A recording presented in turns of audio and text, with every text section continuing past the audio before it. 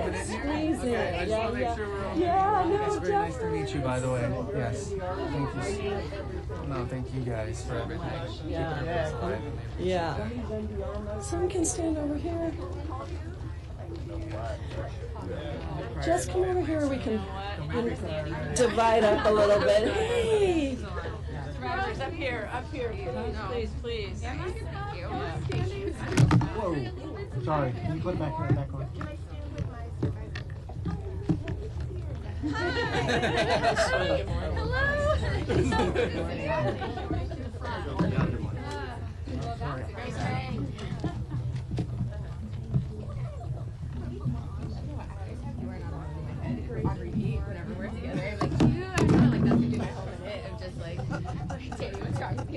Put it back to the bottle, like, right?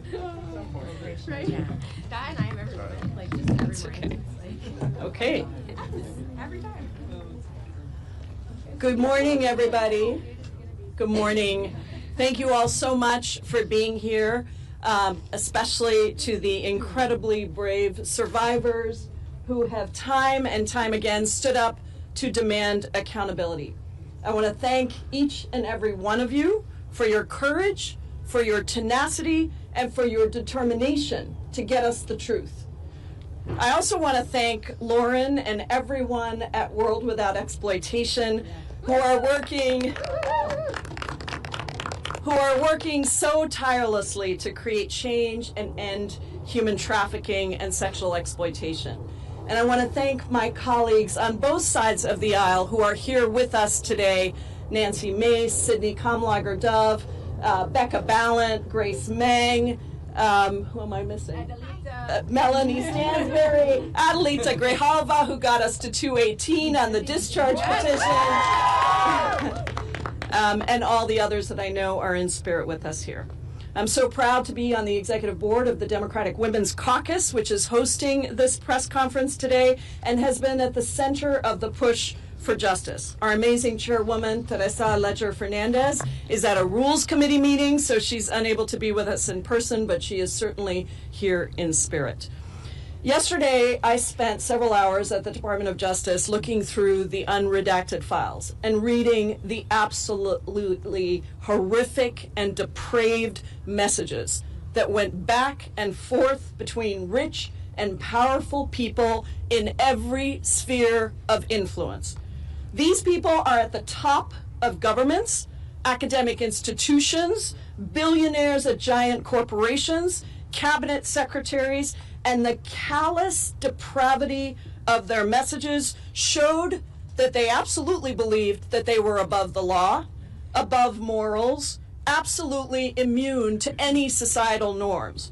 They joked in these emails about pedophiles, about horrific sexual acts with young girls, about creating spaces, entire islands even, where they could do anything they wanted and get away with it because of their wealth, their power, and their connections. This was a massive global sex trafficking ring with thousands of victims that we know of and thousands more that we probably don't. So when DOJ says that there is nothing to investigate, we, the American people, must rise up. We must allow the courage and the determination of the survivors who have spoken out at great risk to themselves to push us to never give up until every single one of these predators and pedophiles and predator protectors is brought to justice. It is the voices of the survivors ringing through in the darkness of all of this horror that has gotten us this far. And in speaking to so many of them myself, I know that this effort is not just for them. They're not doing this just for them. They're doing it for their girls, for their children, for other people who have been affected, to all the survivors of sexual assault everywhere across the world who are watching to see if we can get accountability right here in the United States of America. Many rich and powerful people thought over the decades that they got away with this. They definitely did. You can see it in the emails. But as Lauren said to me the other day, the earth is shaking. Because every single one of them now is becoming known. And around the world, princes, ambassadors, even prime ministers are being brought down for their participation in this global sex trafficking ring. And here in America, that needs to happen too. And until it does, we are here to say, we will not stop. To every survivor who has fought so hard, who has shared painful details, who has been re-traumatized by the continued disrespect, dismissal, and exposure of their own personal details, we won't stop until you have justice and accountability. I'm going straight from here to the Judiciary Committee as our Representative Kamlager-Dove, Representative Ballant, where we will have Attorney General Bondi before us. I intend to get real answers on why the DOJ is not pursuing further action and to get survivors the attention and the answers that they deserve.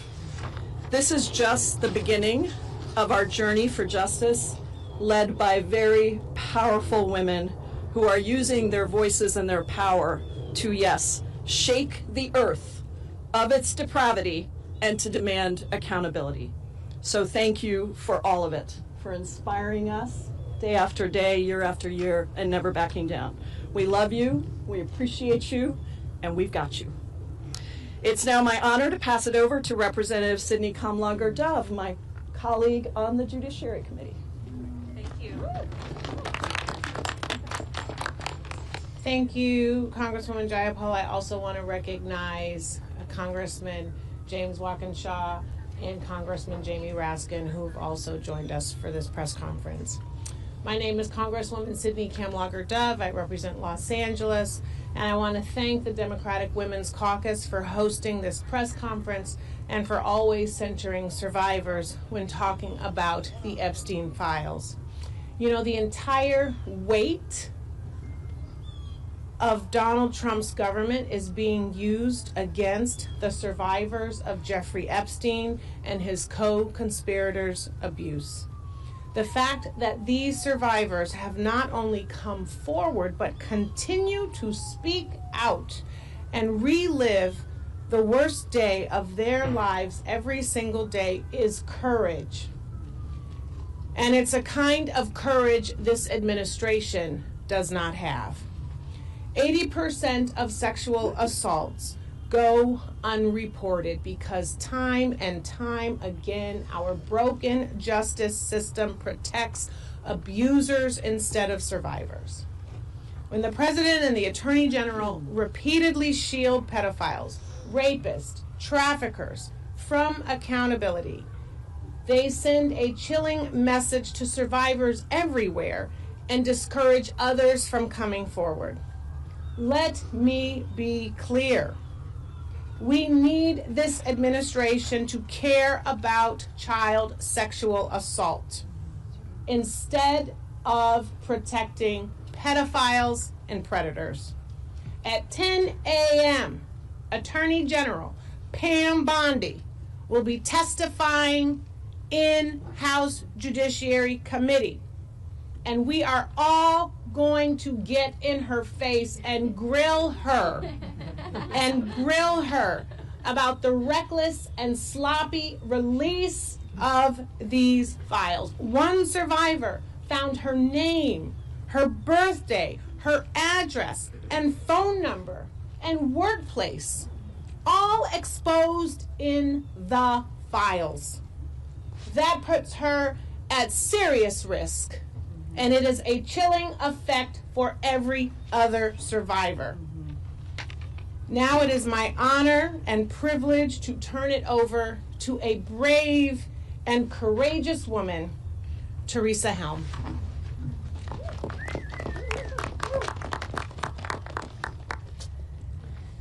Hi, good morning. Here we are again, and for what it's worth, we're not going anywhere. And Amen. while it might seem that we're in the middle of the road of this, actually in many ways this is just beginning. I stand here in support for all of these women here beside me, all of the women across this nation, for my own children, for myself, for every one of you out there in this audience looking at us right now, this is Survivor. This nation is full of survivors. We're going to stand and we're going to fight, and we're not going to stop because that's the right thing to do. We stand here also with the support, and we pray that there's nonpartisan support of Virginia's law that has just been introduced. This is one of the most important monumental steps for survivors, and the world is still watching. No one's turning away from this. It affects every single person here. It affects every single person in this administration. They have wives, daughters, grandchildren. Every single person. This is not an issue that's going away. And we're not going to stop. And I feel that this is a real, today and beyond, a real demonstration of integrity. And as my dad, who was a very, very smart man, used to say to me, Dr. James Helm, the proof is in the pudding. So we're going to find out. Thank you.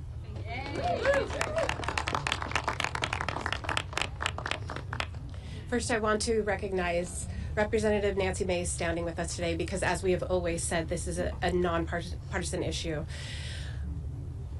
What we know in the sexual violence arena is that there are more sexual abuse, sexual assault, and trafficking victims in the country, in the world, than any other tragedy. And consistently, those victims and survivors are told one of two things: shut up or move on.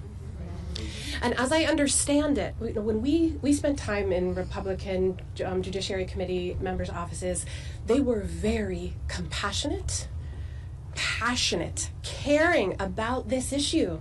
They support us, they want transparency, they want justice. And what we've heard is that they've been told to shut up today and not do the hard thing of asking questions about the egregious job done by the Department of Justice in the drop of files. And we've heard that the American people have been told to move on. So I'd like to present three options to Republican House Judiciary Committee members. They can either do the bravest thing they have ever done in their career, and they can ask the hard questions.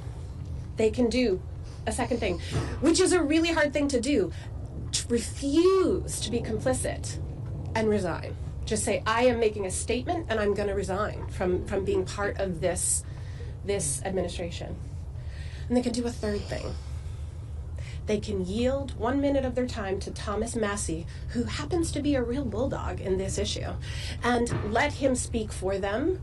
That way they are able to hold their position of leadership, but make a stand showing their constituents, who are all victims and survivors too, that they believe in us. So today my question is, those on the Judiciary Committee, the Republicans, are you going to have courage or are you going to be complicit? Thank you. Good morning. My name is Laura Bloom McGee. I am a survivor who stands before you to not ask you for pity, but demanding justice. Speaking my truth was born of courage. I stand here for every little boy and girl that is afraid to speak up after the unthinkable. That courage should never cost us our safety, our privacy, or our right to heal. Our current system does the opposite. The people who have harmed us, they are hidden, while survivors have been exposed. Abusers' names and contact information is redacted, while our faces and stories are left on full display. This is not protection. This is betrayal. It hands power back to the abuser and further strips survivors of our dignity. Even worse, leads that could uncover broader wrongdoing are being ignored. Documents that point to co-conspirators are still unexamined. Truth, integrity, and the pursuit of justice should be non-negotiable, and we will no longer negotiate with people or institutions that fail us. Thank you. Hi everyone, I'm Danny Bensky, and I am an Epstein Maxwell survivor from 2004 to 2005. The last time I was in DC, I asked everyone to close their eyes and think of a teenager that was close to you. I asked you to make it personal. Thinking of your child, your sibling, your mother, or you even at an early age. I asked you to visualize that teenager at the door of Jeffrey Epstein's mansion, and I asked you if you would let them enter. Well, now I want you to visualize something else. I want you to think of that same 14 to 18-year-old. I want you to imagine that they've since grown up, and one day you find their name and all of their identifying information in the Epstein files alongside intimate, horrific details about their lives, sexual abuse, and trafficking. You look further, and maybe you even find a nude picture. You try to understand who could be responsible for these crimes, or try to find who's responsible for the crimes themselves, only to find that the perpetrators' names have all been redacted. As you read on and take in all the heinous acts, you begin to see how the system repeatedly failed. Realizing that it was hard enough to endure the abuse, you begin to understand the endless re-traumatization. This time, it isn't a monster pedophile who is doing the exploiting, but our very own government. I dare to say that everyone knows a survivor of assault or abuse. My ask is that you keep this personal. We are not here as political figures. We are only human. Our only agenda is accountability. We owe it to our former selves. We owe it to the next generation. And we also owe it to those of the past. We need to believe women who bravely stepped forward like Maria Farmer did in 1996. We need to pass Virginia's law to eliminate the statute of limitations. We need survivors to be taken seriously. There should never be a time limit on justice. And the DOJ needs to do its job. Give us the rest of the files and start the investigations. Start the investigations on the things that are in the files right now. During my time with Jeffrey, I was always amazed that he could make you feel so special, like you were the only one in the room, and then treat you like an absolute piece of trash and throw you away. We will not be silenced and thrown away this time. Thank you.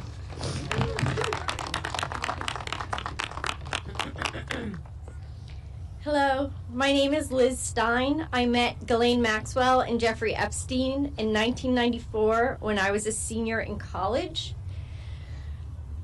For us, this is not about politics. This is about people in power and vulnerable girls and young women.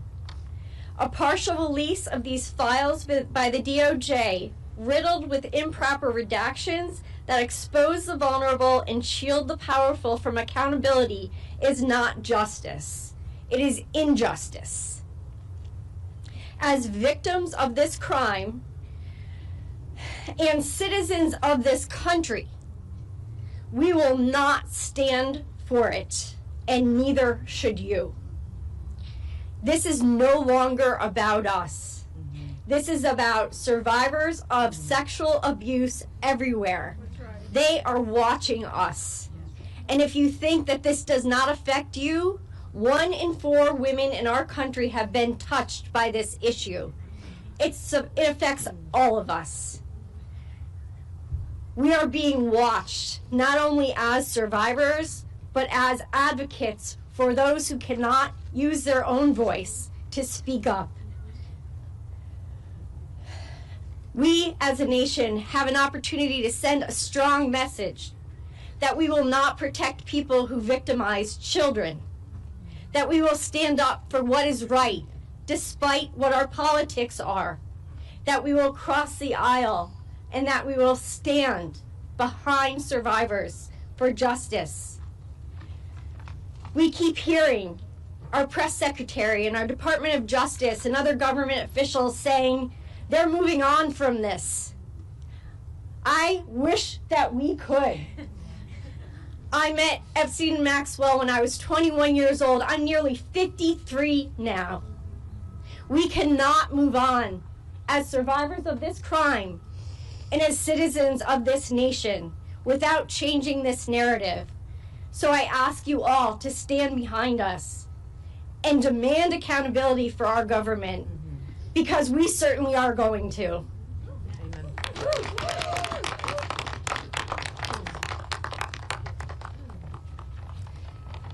Hello, everyone, and good morning.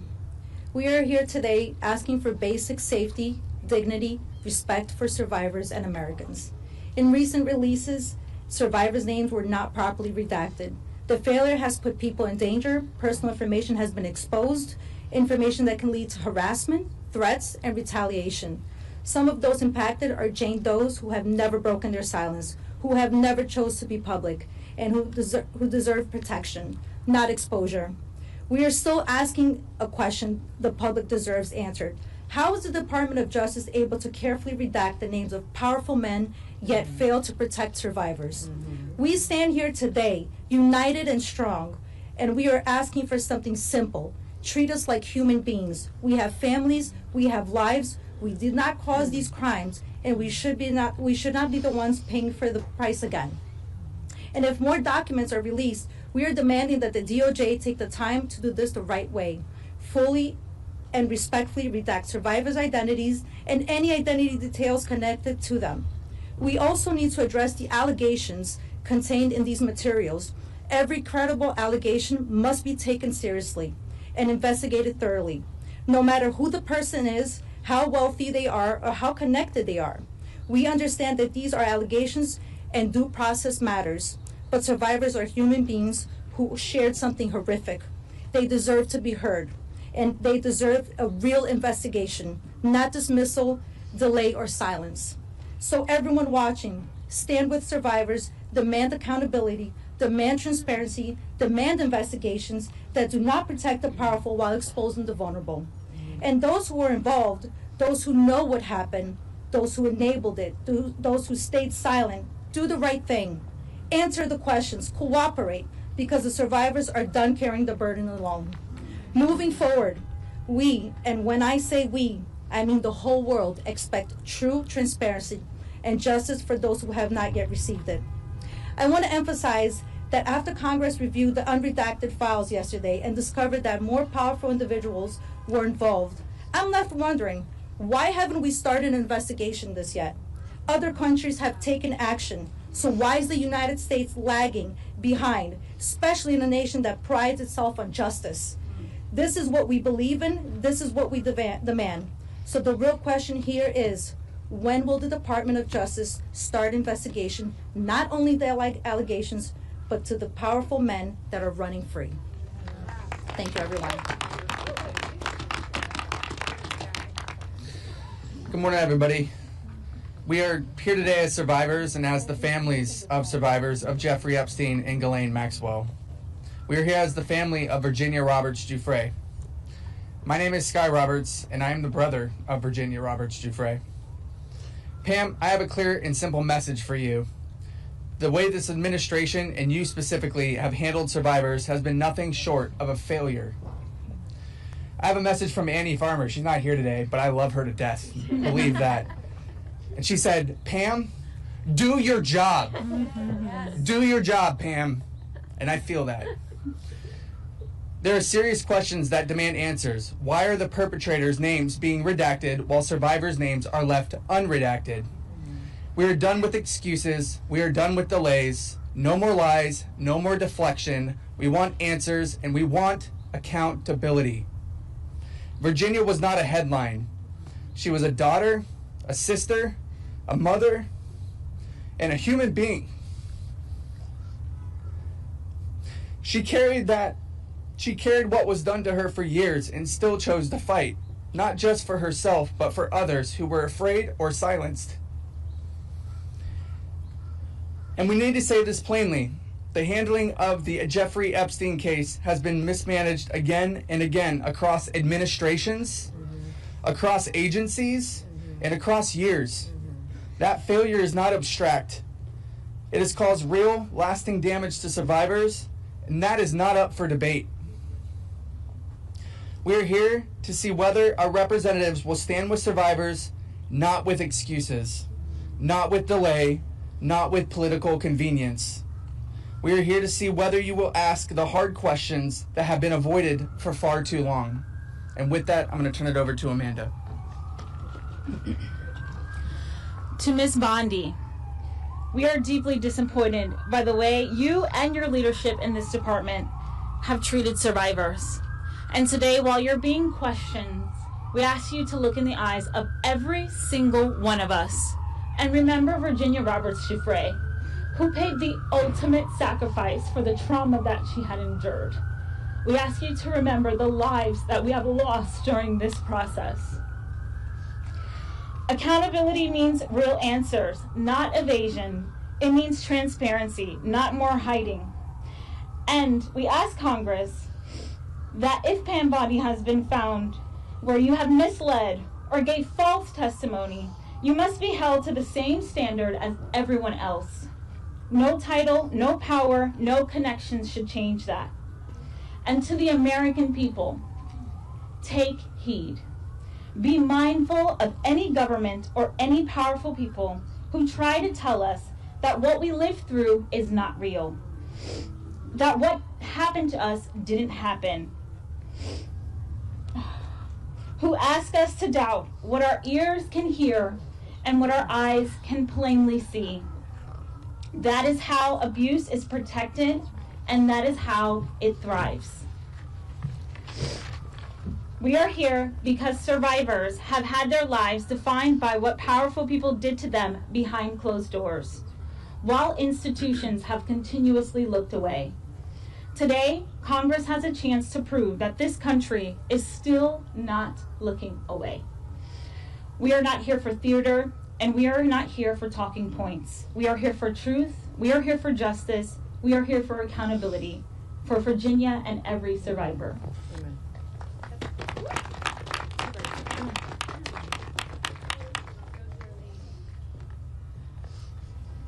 Hi, my name is Charlene Rochard, and last year I stood here as a survivor demanding the release of the Epstein files. Today, I stand here again as a citizen demanding accountability now that Congress is questioning Pam Bondi of the Department of Justice about the handling of the Epstein Files Transparency Act. Let me be clear. Survivors are furious. We watched the Justice Department botch redactions so badly that victims' images were exposed while predators' identities were kept hidden and protected. That does not feel like an accident or a clerical error. It feels like betrayal. The people who were supposed to protect us instead shielded abusers and re-traumatized survivors. And we're expected to accept that as standard procedure? We do not.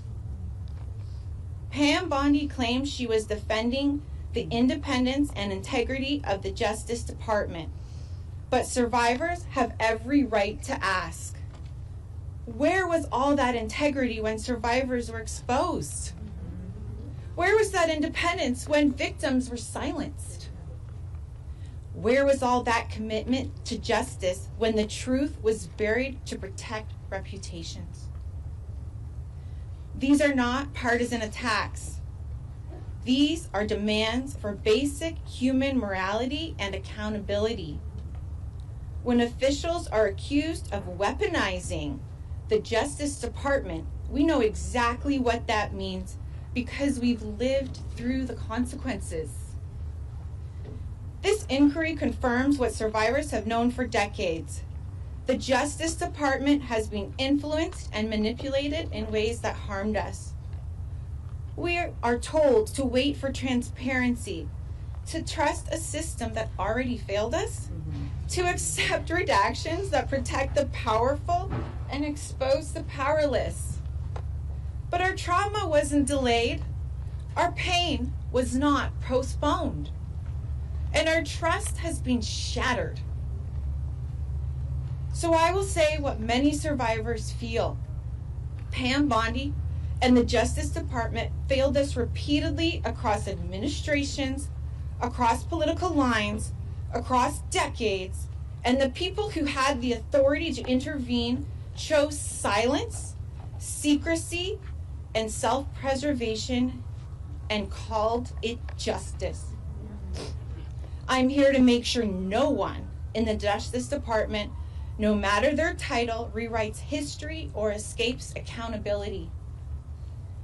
And so today, I'm asking survivors, allies, lawmakers, and citizens to refuse silence, demand oversight, demand transparency, demand a Justice Department that protects the vulnerable instead of the powerful. Stand with us, speak with us, and do not look away. Accountability will not come unless we insist on it together. Thank you. Thank you so much. Please welcome Representative Nancy Mace. Hold on 1 second. I just want to let members of the media know that because the judiciary hearing is starting soon, some of the survivors are going to go take their seat right now. But we are going to continue this press conference because we have a few more important statements to make. And Representative Press. We're going Nancy Mace. All right, thank you. Good morning. For thousands of years, women have been considered second-class citizens. Back to the book of Genesis, chapter 24, when Dinah was raped by a prince, they tried to negotiate a deal to sweep it under the rug until her brothers took up swords. And today, the Epstein survivors who are here, advocating on their behalf, want America and the world to know they are no longer second-class citizens. And women in this country should never be treated like second-class citizens. And their stories are truth. Their stories are real. They're vulnerable. It is traumatic, and it is lifelong trauma for each and every one of them. I have lost all faith in the justice system today, but I have not lost faith in the stories of the survivors of Jeffrey Epstein and Ghislaine Maxwell. And I want the survivors to know that the world is watching. And we must show them what we're made of. We're made of the courage of the Epstein survivors. We're made of the bravery of the Epstein survivors. We're made of the truth of the Epstein survivors. And we're here today to demand justice for the Epstein survivors. Because their stories are our stories. There are judges all across the country, all across the United States of America, who are revealing the names and the identities and the residence, the addresses, the contact information of rape victims everywhere. Rape victims who come forward and name names are sued by their rapists. This is happening not just to them, but to women everywhere. In my case, I went to the law enforcement over 2 years ago. Evidence on a silver platter.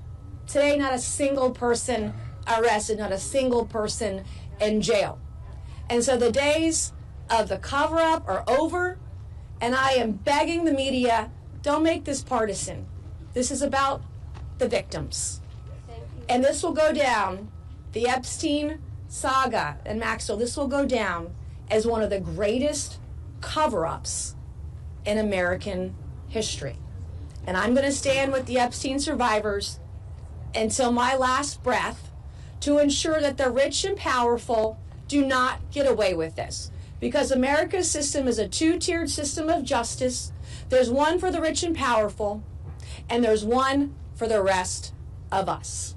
And those days are over, and I want the rich and powerful, the princes, the princesses, the prime ministers, the former presidents to know your days are numbered. Thank you, and God bless each and every one of you.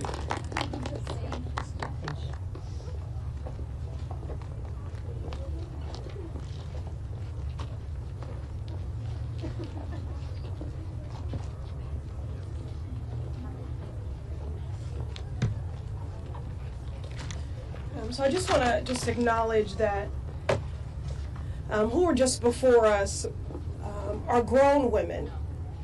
But it's not hard for me when I look at them to see a 17-year-old, a 16-year-old, a 15-year-old, a 14-year-old, a 12-year-old, a 9-year-old. We're talking about children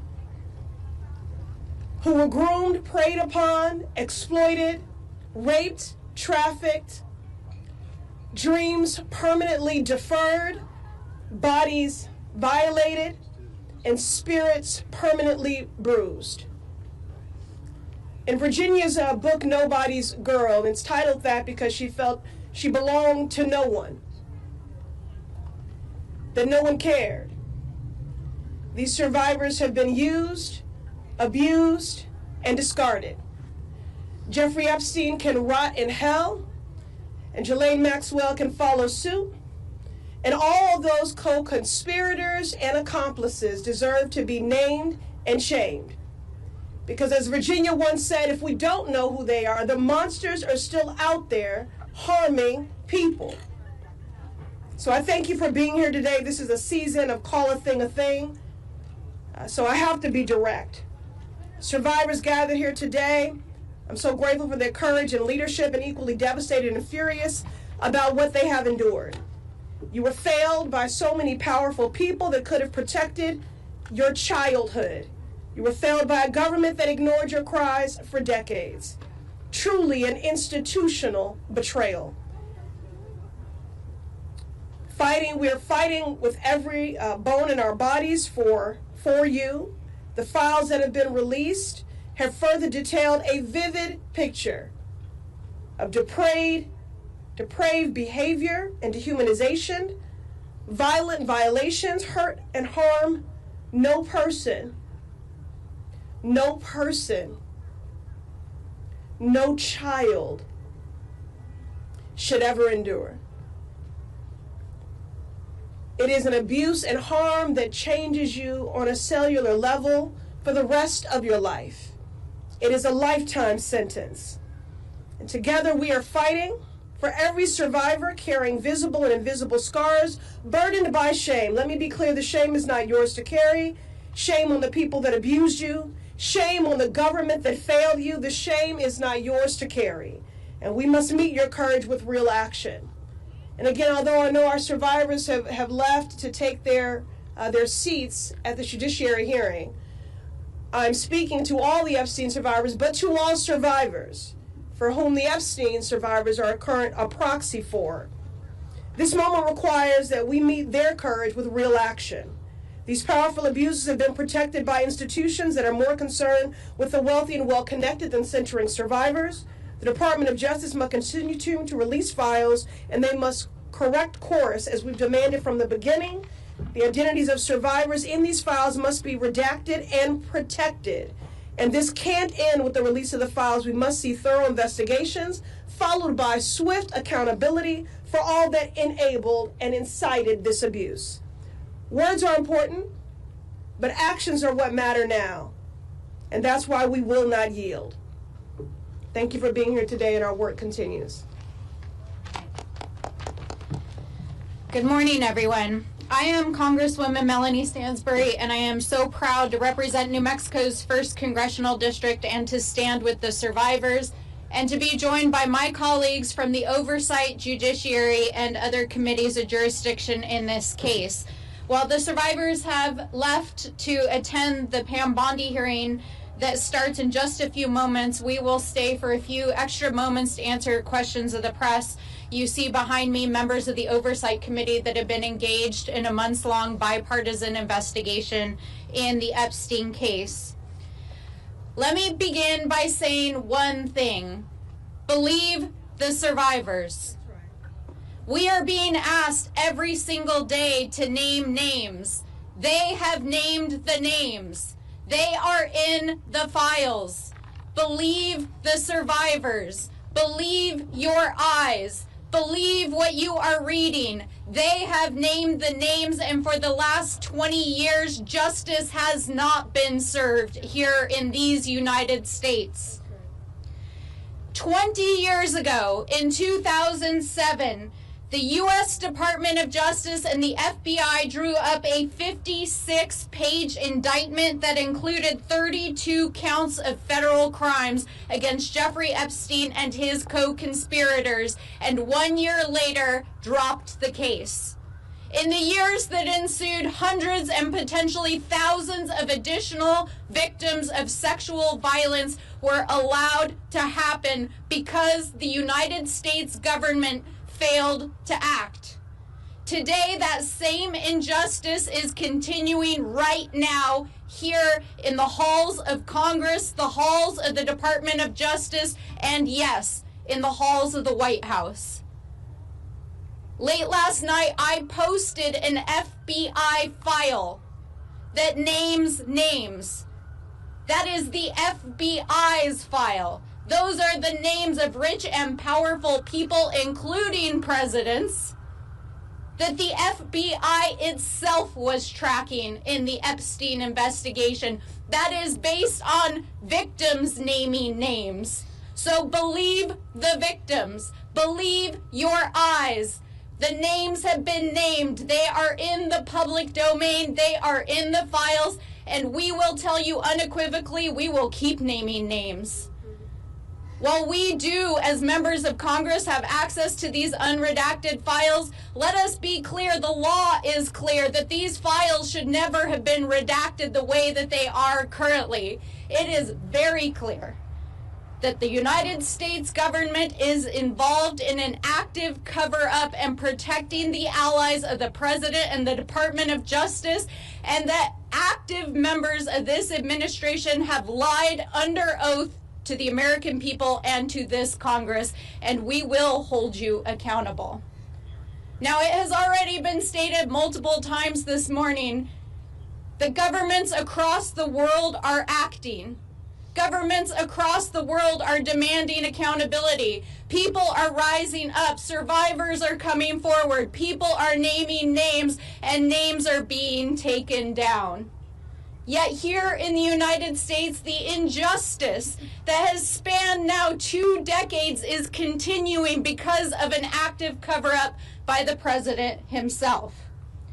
So what we ask all of you, the American people, members of the press, the eyes of the world who are watching us here in the United States, believe the survivors.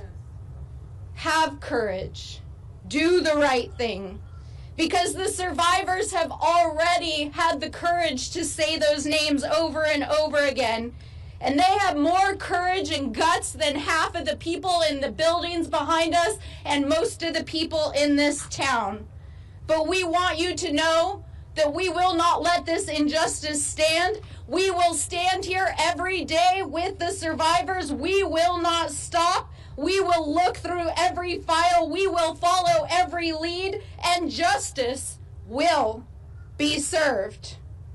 And to every survivor out there, here in the United States and across the world, the millions of survivors, girls, women, boys, people who are watching, we know the eyes of the world are on us. We stand with you. We are fighting for you. You are not alone. And whether you have come forward or not, we want you to know that we are fighting for you. We see you, and we will fight for justice. And so with that, we will open it up for questions. And some of us are going to head over to the Judiciary Committee, where Pam Bondi has to answer some very serious questions. Do we have any questions from the press? Yes. Several members of the British political class have lost their positions, as you've mentioned, as a result of being associated with the Epstein files. Do you think that people in the Trump administration, like Secretary Lutnick, should lose their job as a result of misrepresenting their relationship with Epstein? Absolutely. It is very clear that Howard Lutnick lied to the American people about the nature of his relationship, and that he repetitively lied, including potentially perjuring himself yesterday right behind me in the United States Senate. We have the files. We know the nature of the relationship. We know that there are multiple witnesses who shared information with the FBI about Howard Lutnick's relationship with Jeffrey Epstein. It's time for him to stand down. I'd add one thing.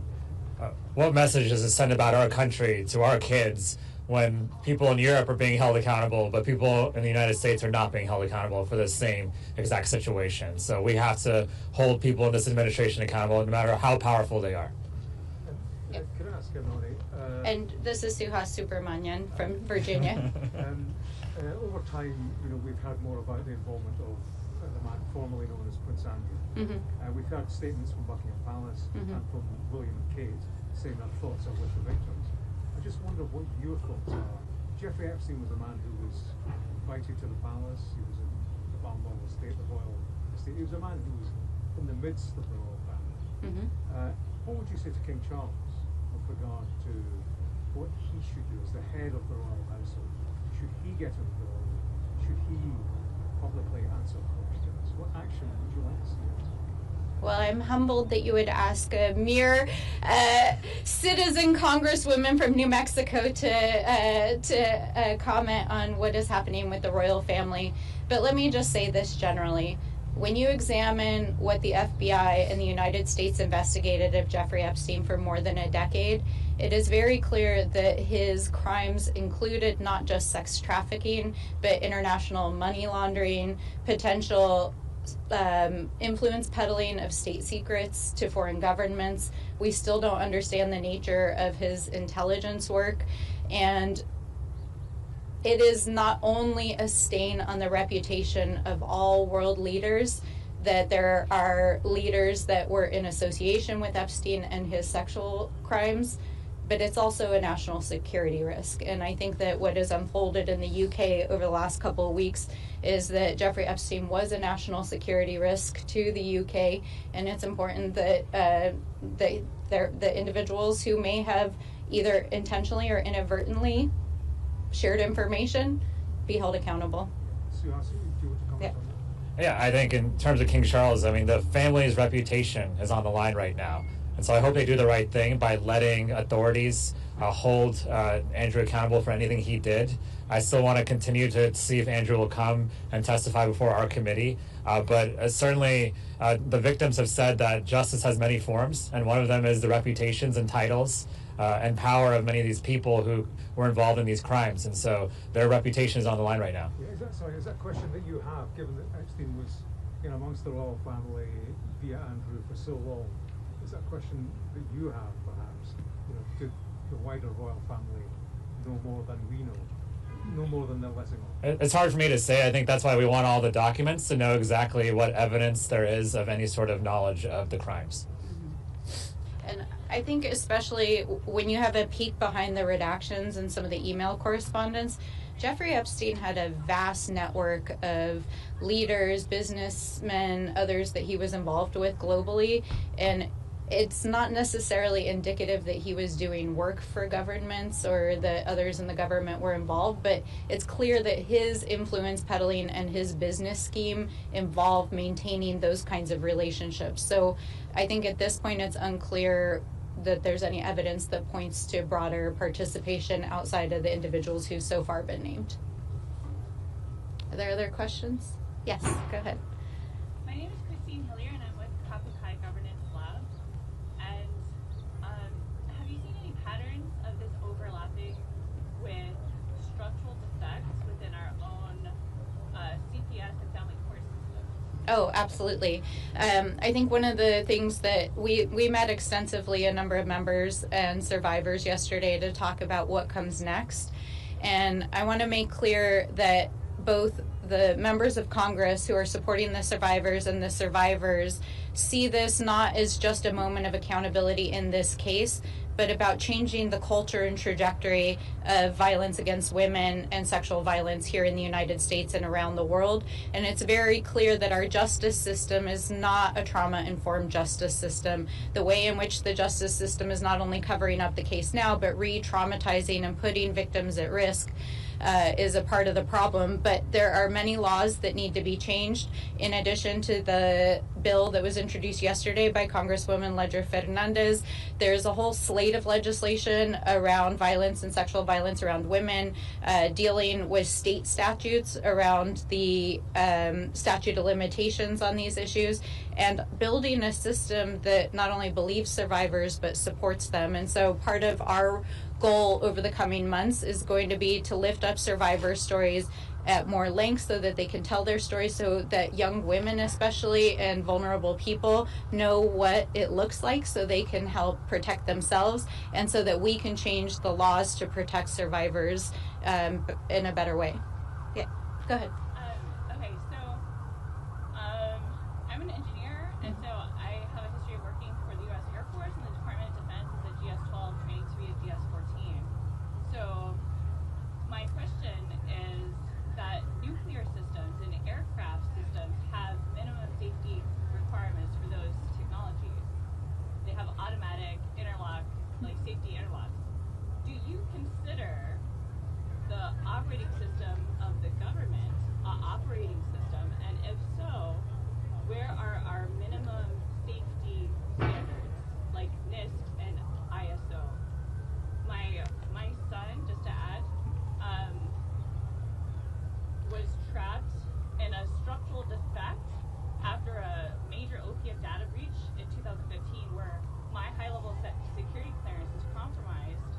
And since then, my identity has been burned by paperwork and structural defects across the nation and internationally.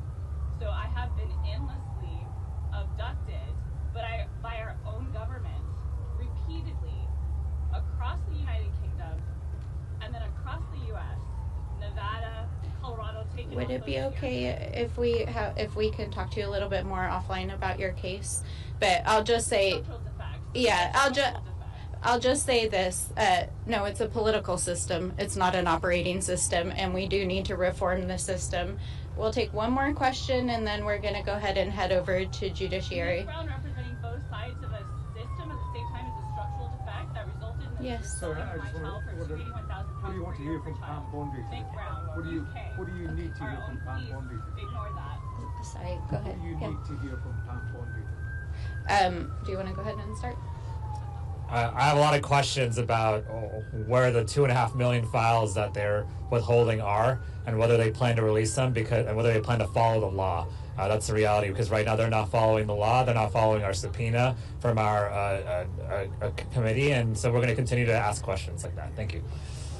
I mean, personally, the only thing I want to hear from Pam Bondi is I resign. But we know that's not going to happen today. She needs to answer for not only her complete debacle of rolling out these files, but her lack of compliance with the law and the ways in which she has systemically failed the survivors. So thank you all so much. Thanks for joining us.